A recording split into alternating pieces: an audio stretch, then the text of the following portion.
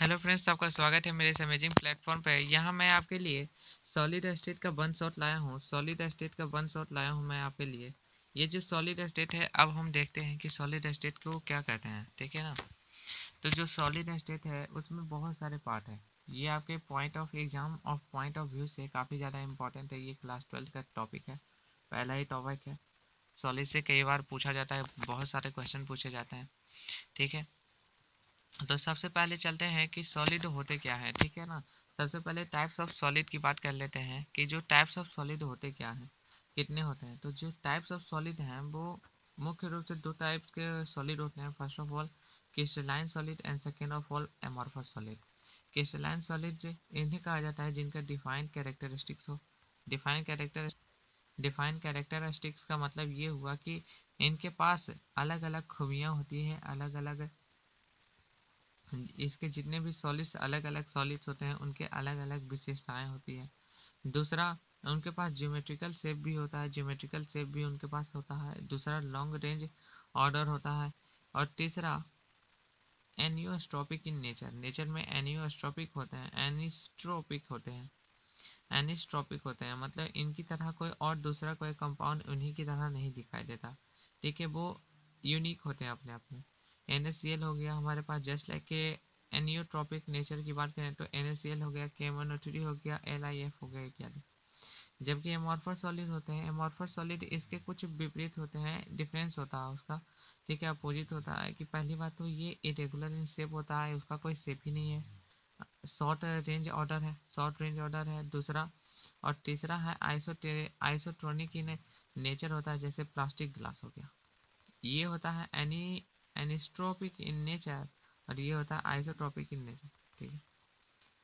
अब types of solids के बाद हमारे पास आता है कि जो प्रॉपर्टीज ऑफ सॉलिड्स है वो कैसे कैसे हमें प्रॉपर्टी देखने को मिलती है। पहली बात तो प्रॉपर्टी ऑफ सॉलिड देखने को हमें ये मिलती है, यहाँ देखिए, प्रॉपर्टीज ऑफ सॉलिड देखने को हमें ये मिलती है। पहला, डोपिंग। जो सॉलिड में हम डोपिंग भी करा सकते हैं, ठीक है। हम क्या कर सकते हैं, डोपिंग भी करा सकते हैं सॉलिड में। ये कैसे होगा, तो डोपिंग डोपिंग कहते हैं the conductivity of N intrinsic semiconductor increases by. मतलब कि इंट्रिंसिक सेमीकंडक्टर, ये आप फिजिक्स में पढ़े होंगे कि इंट्रिंसिक और एक्सट्रिंसिक सेमीकंडक्टर। इंट्रिंसिक सेमीकंडक्टर और कंपाउंड सेमीकंडक्टर के बारे में आप अपने जाना होगा फिजिक्स में, ठीक है। तो डोपिंग का मतलब हुआ कि जब हम इंट्रिंसिक सेमीकंडक्टर के कैपेसिटी को इंक्रीज करने के लिए इसमें हम इम्प्योरिटी डालते हैं, और वैसी इम्प्योरिटी हम डालते हैं जिसमें इलेक्ट्रॉन्स, बहुत सारे इलेक्ट्रॉन्स हो, या इलेक्ट्रॉन जिसमें बहुत बहुत कम हो, जैसे सिलिकॉन हो गया या जर्मेनियम। और इसी प्रोसेस को डोपिंग कहते हैं। कई बार पूछा जाता है एग्जाम में, डोपिंग कहते हैं कि नहीं, ठीक है ना। आगे चलते हैं। तो यहाँ हम दूसरा जो फॉर्म हम देखते हैं वो क्या है, हमारे पास दूसरा जो फॉर्म है वो ये है। यही प्रॉपर्टी के अंदर जो हमारा दूसरा फॉर्म है ये आता है कि मैग्नेटिक प्रॉपर्टीज, ठीक है। हमारा जो सॉलिड है ना, हमारा जो हमारा जो सॉलिड स्टेट है, इसमें कई सारे मैग्नेटिक प्रॉपर्टीज भी इसके लिए अवेलेबल हैं।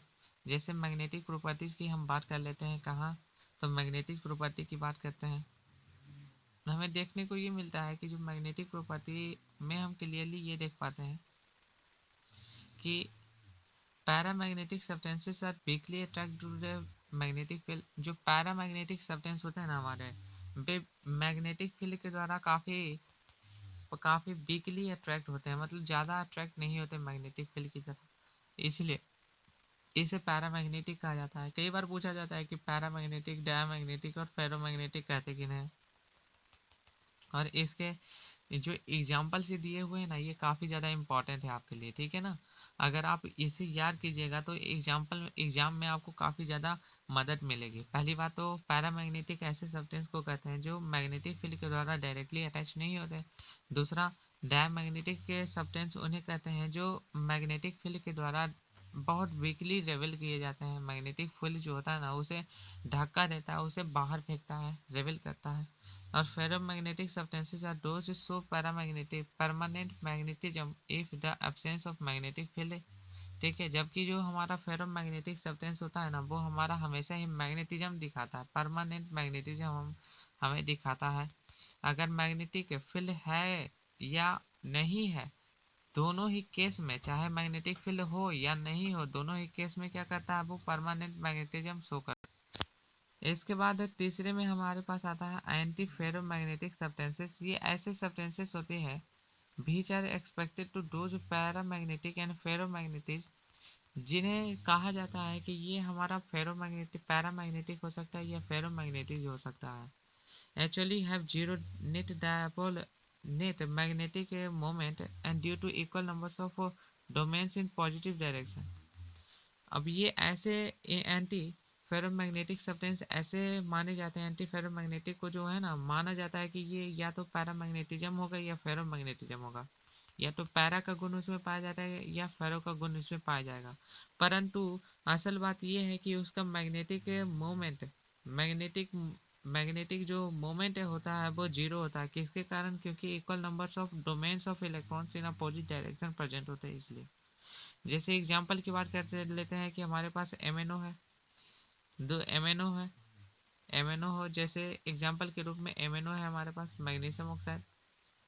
आगे चलते हैं कि ferromagnetic substance are those expected in the large mechanism but a very small net magnetic field. जिसका जो फेरोमैग्नेटिक जो सब्सटेंस होता है, फेरी मैग्नेटिक सब्सटेंस, उसे उसमें लार्ज मैग्नेटिज्म होता है, माना जाता है कि इसमें काफ़ी ज़्यादा मैग्नेटिज्म होगा, लेकिन उसका net dipole net magnetic moment जो होता है ना, वो क्या हो जाता है जी, कम होता है, इसलिए। तो जैसे कि हम यहाँ देख रहे हैं कि ये हमारे पास ग्रुप से कुछ जिससे फेरोमैग्नेटिक कर सकते हैं, एंटी फेरोमैग्नेटिक, और इसे हम कर सकते हैं फेरी मैग्नेटिक। ठीक है ना, यहाँ आपको ये सब जो है ना चीज़ याद रखना होगा कि जो हमारा फेरोमैग्नेटिक इसको कहते हैं, जैसे ये वाला मैंने बताया आपको। ठीक है, इसका एग्जाम्पल भी कई बार आपके लिए पूछा जाता है, बहुत ज़्यादा इंपॉर्टेंट है एग्जाम्पल ये सभी, और इसका जो डिफिनेशन है वो भी काफ़ी ज़्यादा पूछा जाता है। तो फेरोमैग्नेटिक ये वाला याद रखना होगा। इसके बाद एंटी फेरोमैग्नेटिक जो हमारा तीसरा चौथा, मतलब हम कह सकते हैं तीसरा चौथा पांचवा, ये पांचवा आपको याद होना चाहिए। अब अब जो लास्ट प्रॉपर्टी होती है वो उसे कहते हैं इलेक्ट्रिकल प्रॉपर्टी। सॉलिड स्टेट के लास्ट प्रॉपर्टी को इलेक्ट्रिकल प्रॉपर्टी कहते हैं। Conductor's valence bond is partially filled and it overlaps the higher energy occupied the conduction band। होता ये है कि ये देखिए, ये सेमीकंडक्टर का ही पार्ट है। अगर आपने सेमीकंडक्टर फिजिक्स में पढ़ा है, ठीक है, सेमीकंडक्टर अगर आपने फिजिक्स में पढ़ा है तो आपको इसके प्रॉपर्टीज को देखने में काफ़ी ज़्यादा आसानी होगी, आपको समझ में भी आएगा। अगर नहीं देखा तो मेरे सेमीकंडक्टर वाले पार्ट में जाकर के आप देख सकते हैं।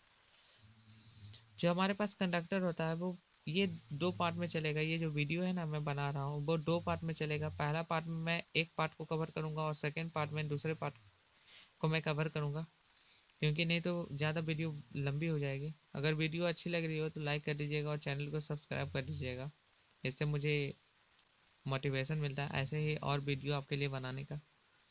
तो कंडक्टर्स क्या होता है कि बैलेंस बॉन्ड पार्शियली फिल होता है किसके द्वारा? तो इलेक्ट्रॉन्स के द्वारा। और जो higher energy occupied on conduction band, और कंडक्शन बैंड पर सबसे ज़्यादा हाईएस्ट एनर्जी हमें देखने को मिलती है। कंडक्टर्स में हम क्या देखते हैं कि हमारे पास एक कंडक्शन बैंड होता है कुछ ऐसा। ये हमारा कंडक्शन बैंड रियल में नहीं कुछ होता है, ये सिर्फ हमारे पास क्या है, तो एक कंडक्शन बैंड हो गया और दूसरा इसके पास होता है एक, ये हो गया बैलेंस बॉन्ड, ये हो गया कंडक्शन बैंड। अब जो इलेक्ट्रॉन्स यहाँ एट द सेंटर ऊपर में होंगे वो आसानी से जा सकते हैं वहाँ। तो सबसे ज़्यादा किस में हो जाएगा? तो जी हमारे पास कंडक्शन बैंड में हमें सबसे ज़्यादा इलेक्ट्रॉन देखने को मिलेगा ये वाला फॉर्म में। ठीक है ना, आगे चलते हैं। तो सेमीकंडक्टर का पार्ट हम देखते हैं कि जो एनर्जी गैप होता है बैलेंस और कंडक्शन के बीच में, इसे हम सेमीकंडक्टर कहते हैं। स्मॉल एनर्जी गैप होता है सेमीकंडक्टर, मतलब बैलेंस से बैलेंस और कंडक्शन बॉन्ड में, बैलेंस बॉन्ड और कंडक्शन बॉन्ड, जैसे अभी मैंने बताया ना कि ये वाले बॉन्ड को क्या कहा जाता है, ये वाले बॉन्ड को कहा जाता है बैलेंस बॉन्ड, इसे कहा जाता है कंडक्शन बॉन्ड। अब जो दोनों के बीच में है ना, इसे कहा जाता है ईजी। ठीक है, ईजी जो गैप हुआ ना, जो गैप होता है वो ईजी। अब ये जो गैप होता है गैप वो किसके, ये बहुत छोटा होना चाहिए 3 इलेक्ट्रॉन वोल्ट से। ठीक है, लगभग में आप समझ लीजिए कि 1 इलेक्ट्रॉन वोल्ट होना चाहिए तभी ये काम करता है। ठीक है, तो इंसुलेटर में जो लार्ज एनर्जी गैप होती है कंडक्शन और बैलेंस बॉन्ड की, बहुत लंबे लंबे दूरी पे ये रहते हैं, यहाँ एक हो गया एक यहाँ हो गया, ऐसे ऐसे रहते हैं कंडक्शन में। ठीक है, वीडियो अच्छी लग रही हो हमें ऐसे देखने को मिलती है। आगे चलते हैं तो अब हम देखते हैं अब हम क्या कहते हैं ना, अब हम ये चलते हैं कि जो हमारे ये वाला टर्म था ना, क्या था, जो हमारे पास ये जो सॉलिड स्टेट था ना, जो हमारा क्रिस्टलाइन सॉलिड था ना, तो उसके बारे में थोड़ा सा और जानकारी हम हासिल करते हैं। तो हमारे पास हम देखने को क्या मिलता है कि जो हमारा टाइप्स ऑफ सॉलिड में क्रिस्टलाइन सॉलिड हमारे पास आता है और दूसरा है अमोर्फस सॉलिड, ठीक है ना। तो क्रिस्टलाइन सॉलिड में आप देख सकते हैं यहाँ लाइन दे करके बताया गया है इसके बारे में और ज़्यादा। तो क्रिस्टलाइन सॉलिड जो होते हैं ना, वो 4 प्रकार के मेनली होते हैं। कौन कौन से प्रकार होते हैं, तो भाई आयनिक होता है, दूसरा मॉलिक्यूलर होता है, तीसरा कोवैलेंट और चौथा मेटालिक होता है। अब सभी के बारे में बताया गया है कि आयनिक में जो इंटरमॉलिक्यूलर फोर्स होता है वो कैसा फोर्स होता है, तो आयन आयन का फोर्स होता है, ठीक है। अब इसे दूसरा फॉर्म कर सकते हैं कि वंडरवॉल फोर्स यहाँ होते हैं। मॉलिक्यूलर सॉलिड में कैसे फोर्स होते हैं, तो डिपर्जन फोर्स होता है, या डाइपोल डाइपोल फोर्स होता है, या एच बॉन्ड होता है। सबसे ज़्यादा यही होता है मॉलिक्यूलर में, सबसे ज़्यादा बड़ा बॉन्ड होता है क्या, एच बॉन्ड होता है, हाइड्रोजन बॉन्ड, इसलिए वो बहुत ज़्यादा स्ट्रॉन्ग होता है। मेल्टिंग पॉइंट भी इसका बहुत ज़्यादा लो होता है। आगे चलते हैं कोवैलेंट कोवैलेंट कोवैलेंट सॉलिड की बात करते हैं तो ये कोवैलेंट बॉन्ड्स पाए जाते हैं। मेटेलिक की बात करें तो मेटेलिक बॉन्ड्स यहाँ पाए जाते हैं, ठीक है। यहाँ मतलब ये आपको याद रखना होगा कि आयनिक मॉलिक्यूलर में सिर्फ आपको याद होना चाहिए हाइड्रोजन बॉन्ड पाया जाता है, बाकी आयनिक में आयन आयन फोर्स, कोवैलेंट में कोवैलेंट फोर्स, मेटेलिक में मेटेलिक फोर्स, ठीक है। अब चलते हैं प्रॉपर्टीज काफ़ी ज़्यादा इंपॉर्टेंट है ये इसलिए क्योंकि जो आयनिक कंपाउंड्स होते हैं वो क्या है, आयनिक कंपाउंड जो होते हैं ना वो कैसे कंपाउंड्स होते हैं, जो ब्रिटल होते हैं, हार्ड हाई मेल्टिंग पॉइंट उनका होता है, insulator in solid but conductor in both fuel and aqueous solution जैसे NaCl। जैसे आयनिक की सबसे पहले बात है, आयनिक की सबसे ज़्यादा बड़ा उदाहरण है NaCl, क्योंकि NaCl हमें क्या बताता है कि यह ब्रिटल है, मतलब काफ़ी ज़्यादा कड़ा है, हार्ड है, और इसकी हाई मेल्टिंग पॉइंट भी। देखिए आप नमक को अगर तवे पे रखिएगा तो वो गलेगा नहीं, ठीक है, वो भूंज जाएगा, ठीक है, गलेगा नहीं, मतलब इसका बहुत ज़्यादा हाई मेल्टिंग पॉइंट होता है नमक का। और जो जो सॉलिड। और दूसरी बात कहते हैं कि मॉलिक्यूलर में क्या, सबसे पहले एग्जांपल में आप देख लीजिए कि मॉलिक्यूलर में H2O Br2 CO2 और CH4 हमें देखने को मिलता है, ठीक है। इसका सॉफ्ट और लो मेल्टिंग पॉइंट इंसुलेटर्स होते हैं, देखने को मिलता है हमें, ठीक है। आगे चलते हैं तो कोवैलेंट बॉन्ड्स हमें देखने को मिलते हैं। तो ये आप, मैं कहूँ ना तो इसका शॉर्ट नोट आप बना लीजिए, ठीक है, जो आपके लिए काफ़ी ज़्यादा यूजफुल होगा। ये हम देखते हैं कि वेरी हाई मेल्टिंग पॉइंट इनमें होता है, कोवैलेंट बॉन्ड्स में हार्ड होता है और वेरी हाई मेल्टिंग पॉइंट देखने को मिलता है।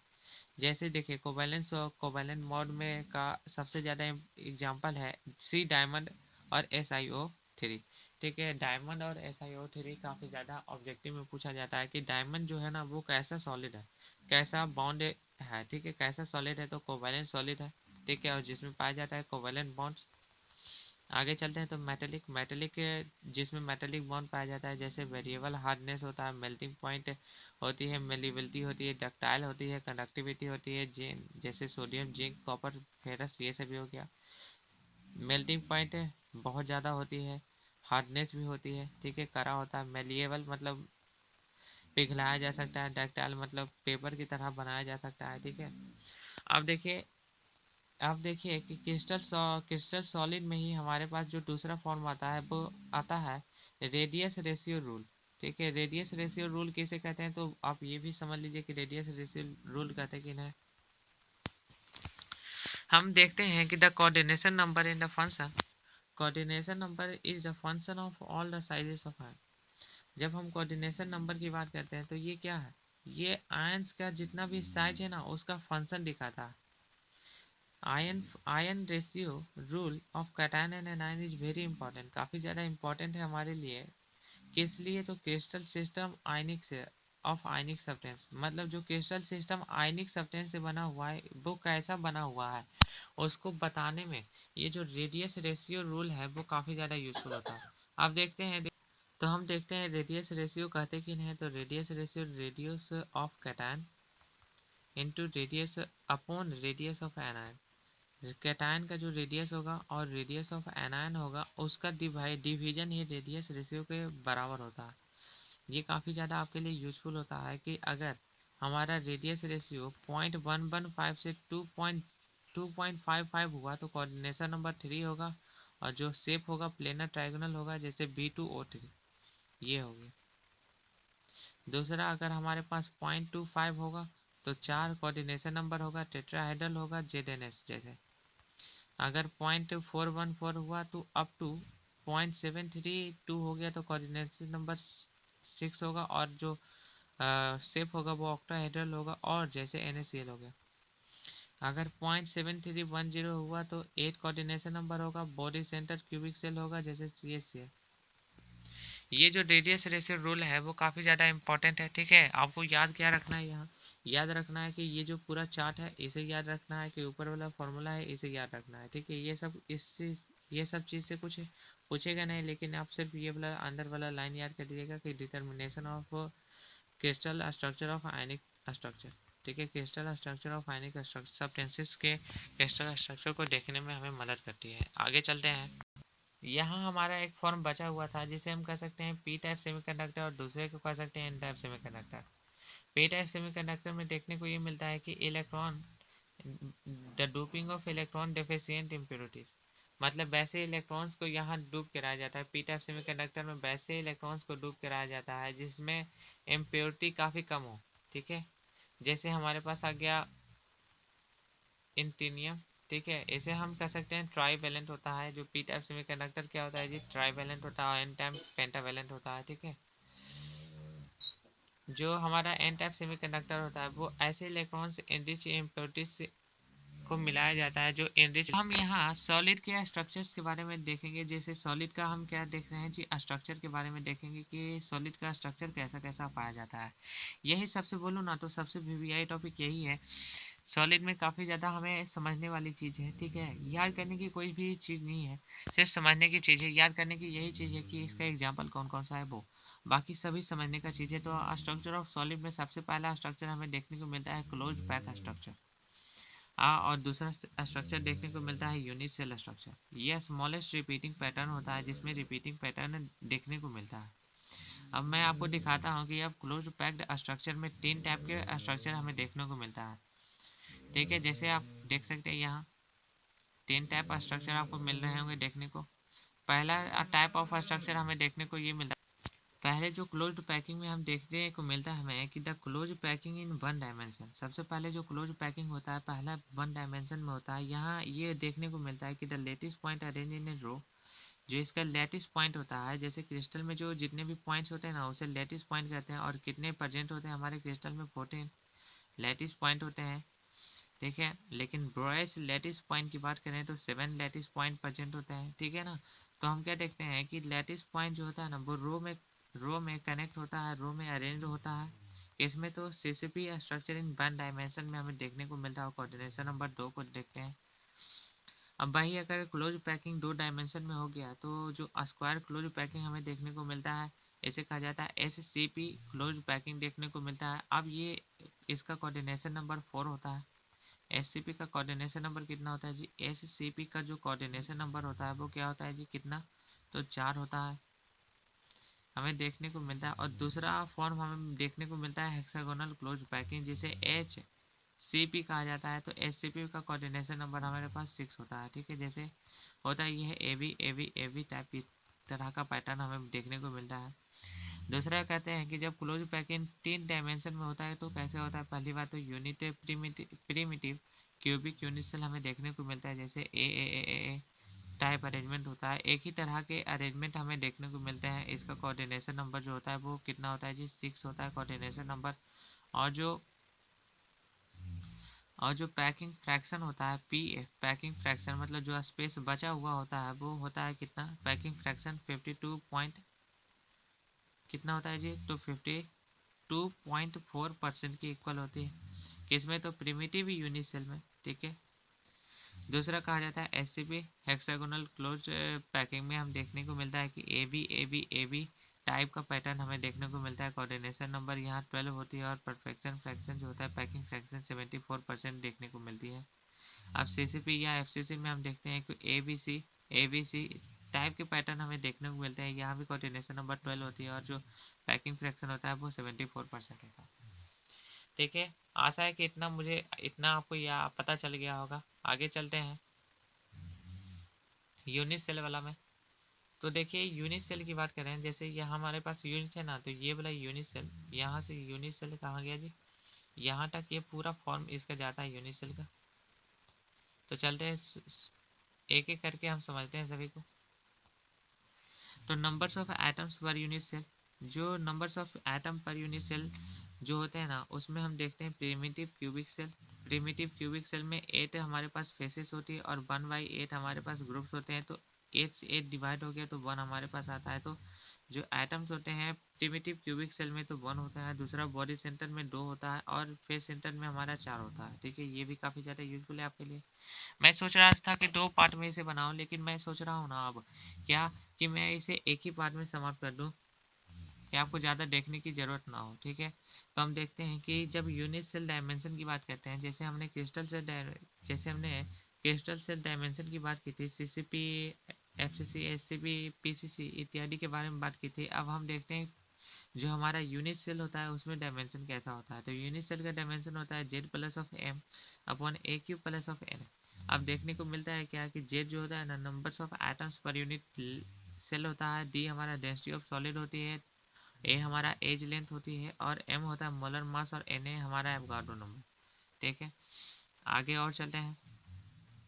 आगे जैसे हम चलते हैं तो हमें देखने को मिलता है आगे कि हमारे पास कौन कौन से चीज़ हमें देखने को मिलता है। पहली बात तो हमें देखने को मिलता है फेस सेंटर, पहली बार बॉडी सेंटर, दूसरा फेस सेंटर, तीसरा एंड सेंटर। ठीक है, इसके बाद हम देखने को मिलता है पॉजिटिव यूनिट सेल, इसके बाद सेंटर्ड यूनिट सेल। ठीक है ना, तो पहली बात तो बॉडी सेंटर होता क्या है था, it contains one subsequent particles at the body centre. Body centre में क्या होता है कि जो जैसे हमारे पास ये है ना बॉक्स, बॉडी सेंटर का मतलब हुआ कि जो इसका बॉडी है ना, इसका बॉडी सेंटर पे एक प्रेजेंट होना चाहिए। जैसे एक यहाँ बॉडी सेंटर पे हुआ, एक अंदर वाले बॉडी सेंटर पे। तो होता यहाँ ये है कि इसमें एक ही कॉन्स्टिट्यूट पार्टिकल होता है जो बॉडी सेंटर में लगे होते हैं, एक ही पार्टिकल, दोनों तरफ ही सेम होते हैं उसके कॉर्नर्स में। इसके बाद कॉर्नर्स में लगे होते हैं अलग अलग। जो हमारा फेस सेंटर की बात करें ना, तो फेस सेंटर में क्या होता है, फेस सेंटर की बात करें तो फेस सेंटर जो क्यूबिक सेल में हम देखने को ये मिलता है कि one constitute particle is present in each of four face. सभी फेस में एक कॉन्स्टिट्यूट पार्टिकल प्रेजेंट होता है। एंड फेस की बात करें तो एक कॉन्स्टिट्यूट पार्टिकल हमेशा ही centre of any two opposite faces के एंड में देखने को मिलता है हमें। अब चलते हैं प्रिमिटिव यूनिट सेल किन्हें कहते हैं। तो हम यहाँ देखते हैं कि द कॉन्स्टिट्यूट पार्टिकल्स, हम यहाँ क्या देखते हैं, द कॉन्स्टिट्यूट पार्टिकल्स जैसे एटम हो गया, मॉलिक्यूल्स हो गया, आयन, ये सब जो है ना present only on the corner position. Corner के पोजीशन पे जब रहते हैं ना तो इन्हें प्रिमिटिव यूनिट, तो हम उन्हें कहते हैं क्या, प्रिमिटिव यूनिट सेल। जब वो जितने भी एटम्स हो गया, मॉलिक्यूल्स हो गया, ये सिर्फ कॉर्नर पे प्रेजेंट होते हैं तब। ठीक है, दूसरा हम चाहते हैं centred cubic cell. Centred cubic cell ऐसे क्यूबिक सेल को कहते हैं ना, ये जो तीनों प्रकार है ना वो सेंटर्ड क्यूबिक सेल का ही प्रकार है। ठीक है, तो सेंट्रल क्यूबिक सेल में क्या होता है कि कॉन्स्टिट्यूट पार्टिकल्स होते हैं ना, वो उनके कॉर्नर पॉइंट के साथ साथ उनके some other position, some special other position पे भी प्रेजेंट होते हैं। आगे चलते हैं तो हमारे पास कुछ यहाँ ग्रुपिंग टाइप क्वेश्चन है। ठीक है, तो यहाँ हमारे पास कुछ बेसिक टाइप क्वेश्चन है, हमें यहाँ देखना चाहिए, काफ़ी ज़्यादा इंपॉर्टेंट है हमारे लिए। पहले हमें देखते हैं कि क्रिस्टल सिस्टम कितना पाया जाता है। तो 7 टाइप्स ऑफ क्रिस्टल सिस्टम पाया जाता है। कौन कौन सा जी, क्यूबिक, टेट्राहेड्रल, ऑर्थोरॉम्बिक, मोनोहेड्रिक, हेक्सागोनल, रोम्बोहेड्रल, या इसे ट्राइगोनल कहा जाता है, एंड ट्राइक्लिनिक। ठीक है, एक्सेल डिस्टेंस और एज लेंथ की बात करें तो एक्सेल डिस्टेंस क्यूबिक में सभी बराबर होता है, ए और बी बराबर लेकिन सी नहीं बराबर, ये तीनों ही नॉट बराबर। मोनोक्लिनिक में हम क्या देखते हैं कि ये तीनों भी नहीं बराबर होते हैं। हेक्सागोनल में ए और बी बराबर होते हैं लेकिन सी नहीं बराबर होता। रोम्बोहेड्रल में ये तीनों ही बराबर होते हैं और ट्राइक्लिनिक में ये तीनों ही बराबर नहीं होते हैं। चलिए आगे चलते हैं कि जो एक्सेल पॉइंट होता है पहला का, एक्सेल क्यूबिक का एक्सेल पॉइंट 90 डिग्री, टेट्रल का 90 डिग्री होता है। ठीक है, और ये सभी बराबर होते हैं। ऑर्थोम्बिक में भी बराबर होते हैं 90 डिग्री। मोनोक्लिनिक में जो बीटा है वो 90 डिग्री के इक्वल नहीं होता है। हेक्सागोनल में जो हमारा बीटा है वो 180 डिग्री के इक्वल होता है।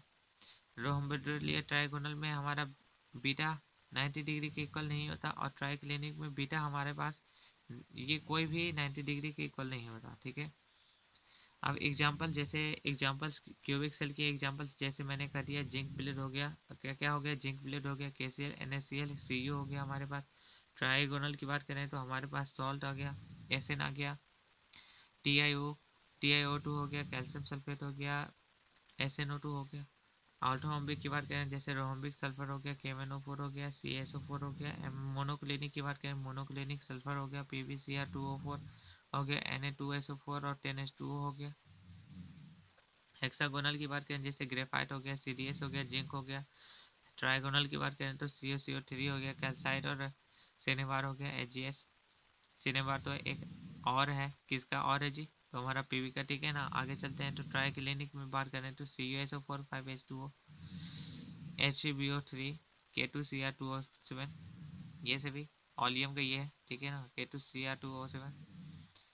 आगे चलते हैं तो अब हम देखते हैं कि जो लास्ट पार्ट है ना, इसमें हम देखते हैं, अभी लास्ट पार्ट नहीं हुआ, थोड़ा सा और बाकी है कि जब क्लोज पैकिंग में तो हम तीनों को देख लिए हैं, ठीक है, मैग्नेटिक प्रॉपर्टी भी हमने देख ही लिया है।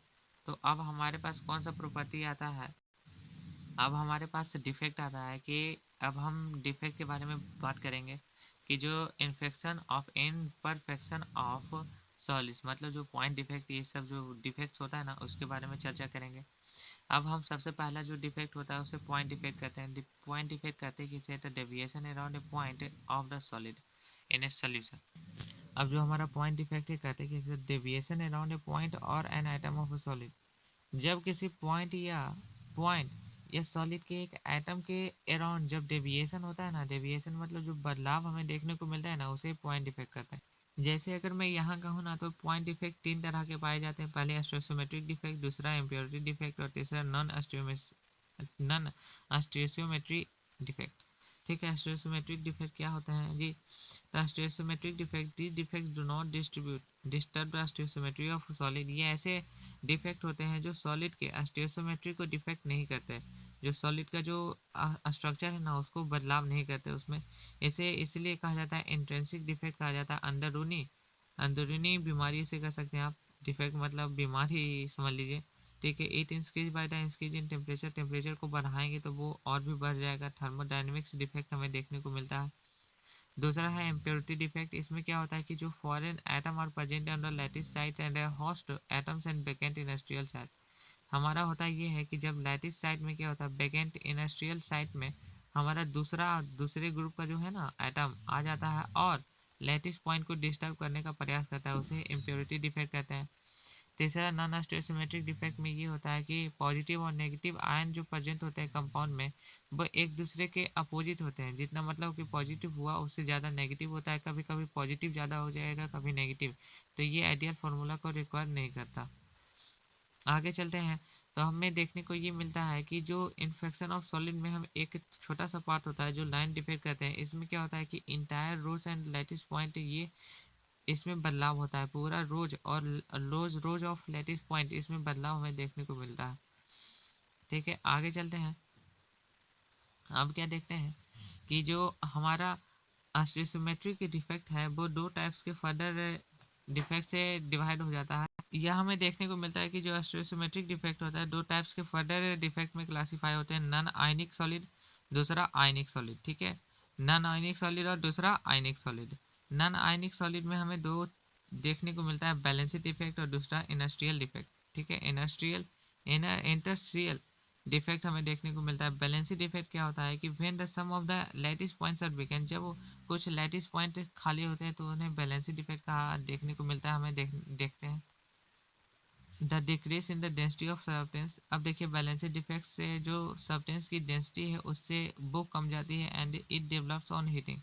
और ये कब होती है, जब हम गर्म करते हैं ना, तो बैलेंसी डेंसिटी जो होती है किसी सब्सटेंस की क्या हो जाती है, घट जाती है। और क्योंकि इससे जो इलेक्ट्रॉन्स होते हैं वो अपने लैटिस पॉइंट को छोड़कर भाग जाते हैं। जो दूसरा प्रकार का डिफेक्ट आता है इसे इनर्शियल साइड का डिफेक्ट कहते हैं। इनर्शियल डिफेक्ट कहते हैं कि जब सम एटम्स ऑक्यूपाई इनर्शियल साइड, और भी एटम इनर्शियल साइड्स को कवर कर लेते हैं, ऑक्यूपाई कर लेते हैं, तो इससे क्या होती है कि सब्सटेंस की डेंसिटी बढ़ जाती है। ठीक है, पहले इतना ही एटम था और 5-10 और एटम यहाँ आ जाते हैं, ठीक है, तो डेंसिटी बढ़ जाती है। अब आयनिक सॉलिड की बात करें तो आयनिक सॉलिड में हमें कितने तरह की देखने को मिलती है, तो हमें दो तरह के डिफेक्ट देखने को मिलती है। पहले तो स्कॉटी डिफेक्ट देखने को मिलता है और दूसरा जो हमारा है वो फ्रैंकल डिफेक्ट देखने को मिलता है। ठीक है, स्कॉटी डिफेक्ट किसे कहते हैं, आप ये समझिए कि स्कॉटी डिफेक्ट में कैटायन और एनायन जो होता है ना वो मिस हो जाते हैं अपने इक्वली, मिसिंग इक्वली। कैटायन और एनायन ये दोनों ही गैप हो जाते हैं लैटिस पॉइंट से, डेंसिटी घट जाती है इसके कारण। And it shows ionic substance in the which ion cation most similar sizes. और ये जो घटती भी है ना तो मोस्ट सिमिलर साइज में घटती है, मतलब जितना बड़ा प्रोटॉन, जितना बोला पॉजिटिव चार्ज था उतना ही बड़ा नेगेटिव चार्ज था, और ये दोनों ही गायब हो गए इंडस्ट्रियल साइड से।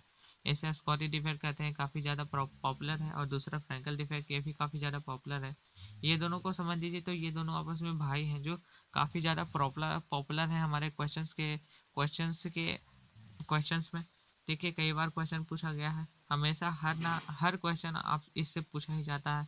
Ion missing from their lattice site occupy industrial site. इसमें क्या होता है कि जो कैटायन हुए ना हमारे, वो मिसिंग होते हैं अपने लैटिस पॉइंट से और दूसरे इंडस्ट्रियल साइट में चले जाते हैं, मतलब अपने घर को छोड़ करके दूसरे घर में चले जाते हैं। इसमें डेंसिटी पर कोई भी प्रभाव नहीं पड़ता, क्योंकि कैटायन है तो एनायन तो भाई है ही ना, तो इसमें डेंसिटी का कोई खासा प्रभाव नहीं पड़ता। The large difference of the size of ions, cation और एनायन के जो साइज है ना वो उसमें भी काफ़ी ज़्यादा अंतर देखने को मिलता है। कैटायन में क्या होता है ना कि साइज छोटा होता है, एनायन में बड़ा बड़ा साइज होता है, इसलिए छोटे साइज के जब निकलता है ना तो इससे कोई प्रभावित नहीं होता दूसरा form.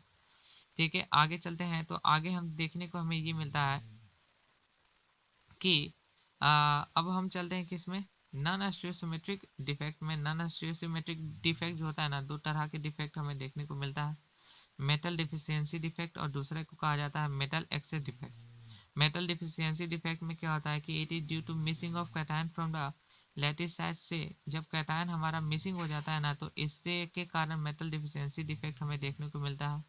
And the presence of cation having higher charge adjacent lattice, और उसके एडजेसेंट लेटिस में हाइयर चार्ज जब आ जाता है ना, जब छोटा चार्ज चला गया तो जो बनवास चार्ज है वो आ जाता है, और इससे हमें मेटल डिफिशियंसी डिफेक्ट का सामना करना पड़ता है, जैसे FeO हमारा हो गया।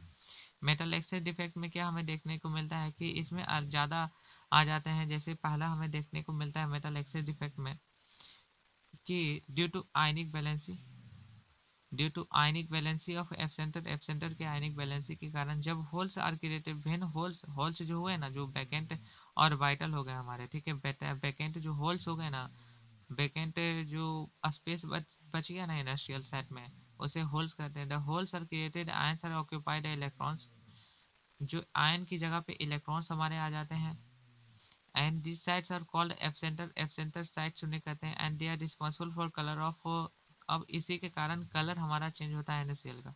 ठीक है, जैसे इसके में कलर कैसे चेंज होता है, तो देखिए यहाँ कलर को छोड़ करके अब दूसरा क्या टाइप है, तो type two presence of extra cation on industrial site, जो अलग फॉर्म का है ना, due to presence of extra cation. दूसरा फॉर्म का जो हमारा metal deficiency metal excess defect होता है, वो ये होता है कि जब हम एक्स्ट्रा कैटायन इंडस्ट्रियल साइड पे आ जाते हैं तब, जैसे जेडोनो है, जब हीट कराया जाता है Zn2 प्लस और 1/2 ऑफ O2 में O2 में टूटता है और 2 इलेक्ट्रॉन्स यहाँ निकल जाते हैं। यह होता क्या है कि Zn2 plus ion electron occupy industrial side, मतलब और ज़्यादा इसे देख करके, ये क्योंकि मैग्नेटिज्म है, ठीक है, मैग्नेटिक है, इसे देख करके और इलेक्ट्रॉन्स यहाँ आ जाते हैं तो Zn2 प्लस बना देता है, और इससे क्या होता है, मेटल एक्सेस डिफेक्ट होता है।